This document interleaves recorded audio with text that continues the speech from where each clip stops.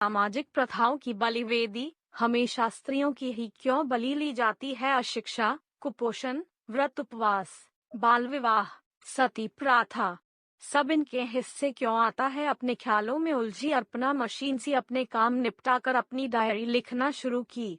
इन दिनों मन बहुत अचाट है। जब भी सोने जाती हूँ, स्मृतियों के पलट पर बचपन की कोई घटना उभरने लगती है।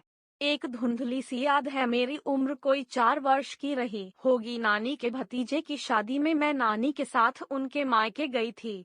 घर पर चूड़ी वाली आई थी। सारी महिलाएं अपने पसंद की चूड़ियां पहन रही थी।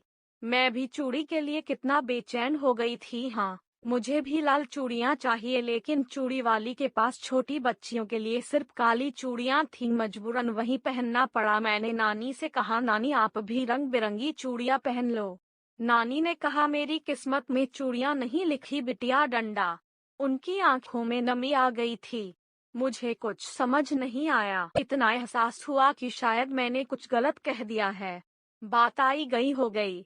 शादी से लौटने के बाद एक दिन मुझे सुलाते वक्त नानी धपकियां देती हुई कहानी सुना रही थी।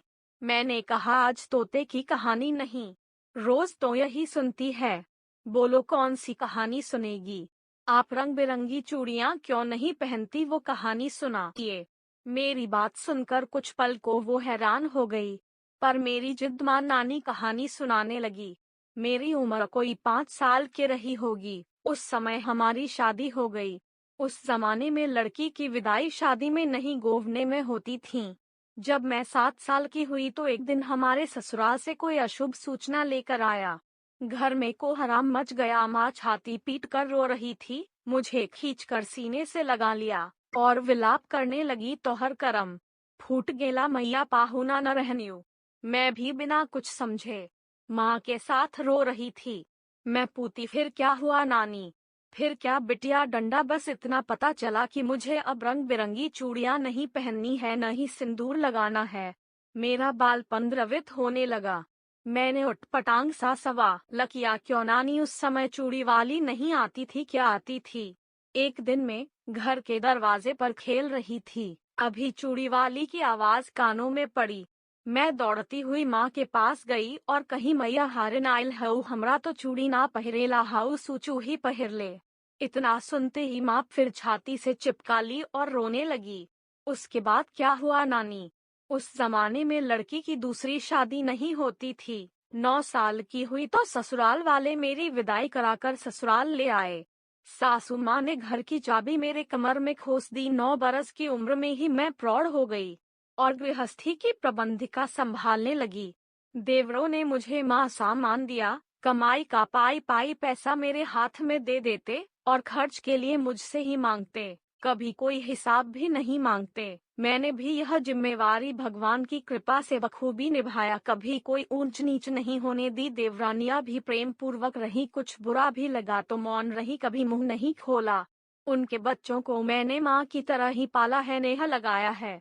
यही मेरी जीने की उम्मीद है। नानी, तो क्या आप मेरी माँ की माँ नहीं हो? माँ से बढ़कर हूँ, मैं तेरी माँ की बड़ी माँ हूँ। उसे मैंने ही पाला है। मैंने अगला सवाल किया, आप हमेशा सफेद साड़ी पहनती हैं, कभी है रंगीन साड़ी क्यों नहीं पहनती? रंगीन साड़ी तो कोई सौभाग्यशाली ही पहनती है, लेकिन मैं बदनसीब हूँ। वैसे सफेद रंग में ही सातों रंग है।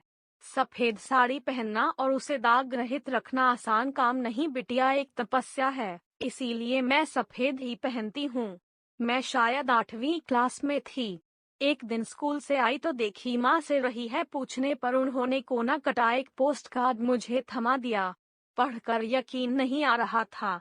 नानी अब नहीं रही। उनके अंतिम दर्शन भी नहीं कर पाए।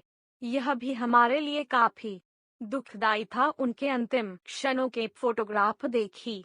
श्वेत केश राशि, बर्फ से सफेद पड़े चेहरे पर असीम शांति थी। माथे पर चंदन का टीका, नाक में वही चिर परिचित सोने की गोल लौंग, बगुले के पंखों सा सफेद साड़ी में लिपटा उनका शरीर।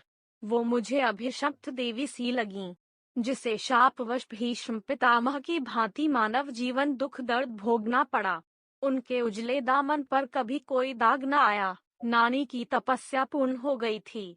उनका अपना तो कोई नहीं था, पर उन्होंने अपने व्यवहार से घर ही नहीं आज पड़ोस के लोगों को भी अपना बना लिया था। उनके पीछे रोने वालों का हुजूम था। उनके ना रहने से घर ही नहीं, जैसे पूरा मोहल्ला अनाथ हो गया था। अब नानी नहीं है, ना ही माँ रही, लेकिन कई प्रश्न नाग से फन उठाए मेरे पास आ जाते हैं। मैं खुद को बचाने की कोशिश करती हूँ, पर सोचती दोषी कौन है? जातिगत परंपराएं, सामाजिक दबाव, उनके अभिभावकगण, ससुराल वाले, या नानी की नासमझी और अशिक्षा। वैसे वो धार्मिक पुस्तकें अक्सर पढ़ती थी, आखिर किसी ने अन्याय के विरुद्ध आवाज क्यों अनुस्वार नहीं उठाई? जवाब मिल भी जाए तो अब क्या? मन कहता जवाब जरूरी है नारी के उत्थान के लिए।